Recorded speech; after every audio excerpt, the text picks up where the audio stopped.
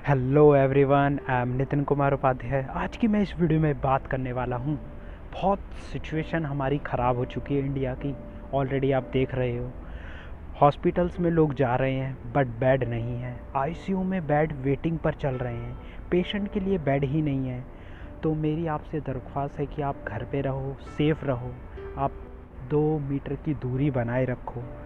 मैंने देखा इतने यंग लोग वेंटिलेटर पे लेटे हुए हैं, इतने यंग लोग लेटे हुए हैं, और अभी भी लोगों के अंदर ये गलतफहमी है कि मैं बहुत जवान हूँ, मेरे को कोविड नहीं हो सकता, मेरी इम्यूनिटी सिस्टम बहुत स्ट्रॉन्ग है, मेरे को कोविड नहीं हो सकता, मेरे को तो इससे पिछली बार कोविड हुआ था, इस बार नहीं होगा, या इससे पिछले साल मैं बच गया था तो इस बार भी कोविड मेरे को नहीं होगा। तो ये सारी गलतफहमियों में मत रहो। कोविड हर जगह है, कोविड इज़ एवरीवेयर। तो आपको नाक से लेकर मुंह तक अपने मास्क को ढके रखना है। अगर आपको कुछ भी होता है, बुखार, खांसी, जुकाम, तो पैनिक होके आप हॉस्पिटल्स में मत जाओ। आप पैनिक होके हॉस्पिटल्स में मत जाओ। मैं लोगों को देख रहा हूँ वो पैनिक होके हॉस्पिटल्स में जा रहे हैं, जबकि हॉस्पिटल्स में ऑलरेडी इतने पेशेंट हैं, बेड है नहीं। तो हॉस्पिटल्स में आपको कहाँ देंगे? वो क्या करेंगे? वो आपको ऑलरेडी लूटना शुरू कर देंगे।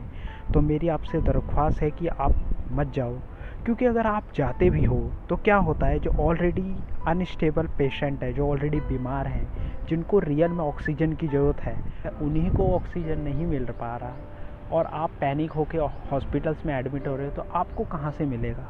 आपको नहीं मिलेगा। आप घर पर ही रहो, सेफ़ रहो, खुद को सेफ़ रखो, मास्क पहनो, सैनिटाइज़र से हाथ धो। प्लीज़ आप वैक्सीन लगवाओ। वैक्सीन की डोज काम कर रही है।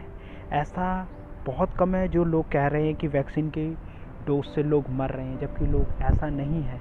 लोग वैक्सीन की डोज से नहीं मर रहे। आपने देखा होगा छोटे छोटे बच्चों को टीका लगता है, टीका लगने के बाद शाम को उनको बुखार आ जाता है। तो सेम ऐसे ही ये टीका की तरह है, इसमें आपको वैक्सीन लगेगी, और वैक्सीन लगने के बाद अगर शाम को आपको थोड़ा बहुत हल्का फुल्का बुखार आता है, तो इससे क्या होता है, ये पता चलता है कि ये डोज काम कर रहा है, क्योंकि आपके बॉडी के अंदर मरा हुआ वायरस डाला जा रहा है। तो ये मरा हुआ वायरस काम ही इसी वजह से, इसी तरीके से करता है। तो और एक और चीज़ मैं देखूँगा, इस टाइम जितने भी डॉक्टर हैं वो हेल्पलेस सिचुएशन हो रखी है, उनके कंट्रोल में नहीं है। इस तरीके से लोग मर रहे हैं लोग, क्योंकि ये जो कोविड है, ये कोविड का जो ये नया वायरस आया है, ये उतना स्ट्रॉन्ग नहीं है। बस ये क्या कर रहा है, ये लंग्स को बंद कर दे रहा है, ये आपकी लंग्स के ऊपर इफेक्ट कर रहा है। आपको पहले टाइम पे कोई फीवर हुआ तो वो फीवर बढ़ता रहेगा, बढ़ता रहेगा, बढ़ता रहेगा, और हाई फीवर तक पहुंच जाएगा। ये लंग्स में जो 25 सेगमेंट होते हैं, उनमें से 20 सेगमेंट आपके ख़राब हो गए, चल नहीं रहे। उनमें से जो 5 सेगमेंट है, उनसे आप सांस ले रहे हो, तो आपकी जो ऑक्सीजन की सप्लाई है वो गिर जाएगी। इस वजह से आपके बॉडी के अंदर ब्लड का जो सर्कुलेशन है बहुत तेज़ी से होगा, बहुत ज़्यादा तेज़ी से होगा। तभी लोग कहते हैं ना, हमें बहुत घबराहट हो रही है, वो इसी वजह से हो रही है, क्योंकि आपका लंग्स बंद हो गई है, आपका लंग्स काम, आपके लंग्स में ये वायरस आ चुका है। और लोग कह रहे हैं कि हमारी इम्यूनिटी सिस्टम बहुत अच्छा है, हमें कुछ नहीं होगा। तो इम्यूनिटी सिस्टम ठीक होने के लिए ऐसा नहीं है, और उनको तो ये सबसे ज़्यादा पकड़ रहा है जिनको डायबिटीज़ की दिक्कत है, जिनको डायबिटीज़ की दिक्कत है, किडनी की दिक्कत है, या डायलिसिस है, हार्ट पेशेंट है, उनको इम्यूनिटी सिस्टम नहीं होता, उनके ऊपर ज़्यादा इफ़ेक्ट पड़ रहा है। कोरोना की लाइफ है 14 से 15 दिन, और हमें तो लंबा जीना है, तो हमें अपने आप को सुरक्षित रखना पड़ेगा। हमें उन 14 से 15 दिन तक ज़िंदा रहना होगा, क्योंकि देखो, अगर आपके अंदर इच्छा नहीं है, आप कोविड के केस में हो गए, आपको कोविड हो गया और आपके अंदर से इच्छा नहीं है, आपकी बॉडी टूट रही है, मैं मानता हूँ, लेकिन अगर आपके अंदर इच्छा नहीं है तो आपकी मरने की संभावना बढ़ जाती है, आपके बीमार होने की ज़्यादा संभावना बढ़ जाती है। तो दोस्तों, आपको 14 से 15 दिन उस कोविड वाले सिचुएशन में ज़िंदा रहना है।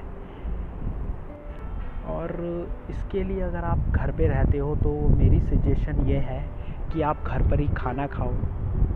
आपके घर पे जो भी बनता है, दाल, रोटी, चावल, घर का खाना खाओ। आप इडली, डोसा, सांभर, जो भी है वो घर का खाना खाओ, कल्चरल फूड है वो खाओ। आप प्लीज़ विटामिन वाली सिरप या गोलियां मत लो, उससे कुछ नहीं हो रहा। लोग कह रहे हैं हमारे बॉडी के अंदर बहुत वीकनेस आ गई है।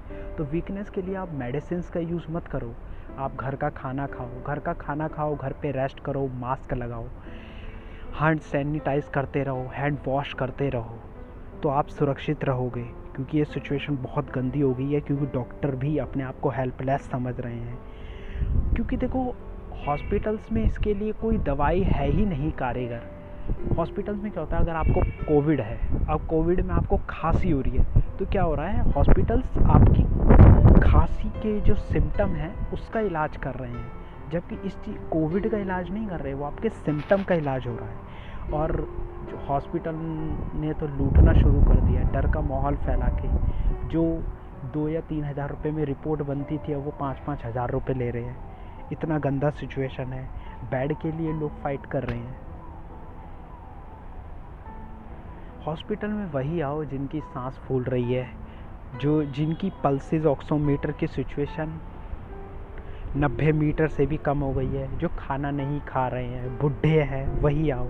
आप अपनी हेल्प खुद करो, आप अपनी फैमिली डॉक्टर से कंसल्ट करके ही अपनी चेकिंग करवाओ।